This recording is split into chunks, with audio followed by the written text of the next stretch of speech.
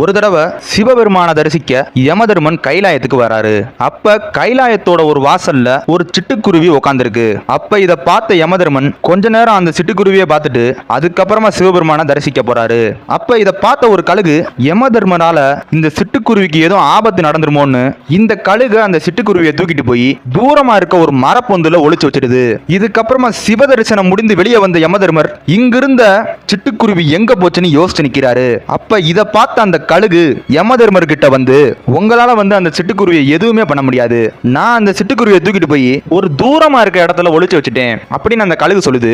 அதுக்கு யமதர்மர் இந்த கழுகை பார்த்து சிரிச்சுக்கிட்டே, முட்டாள் கழுகே, இங்க இருந்து பல மைல் தொலைவுல இருக்க ஒரு மரப்பொந்துல இருக்க பாம்புனாலதான் இந்த சிட்டுக்குருவியோட முடிவே இருந்துச்சு. இவ்வளவு சின்ன குருவியால எப்படி அவ்வளவு தூரம் போக முடியுமோன்னு நானே யோசிச்சுக்கிட்டு இருந்தேன். ஆனா நீ அந்த குருவியை காப்பாத்துறேன்னு சொல்லி அந்த குருவியோட முடிவுக்கு நீயே ஒரு காரணமாயிட்ட.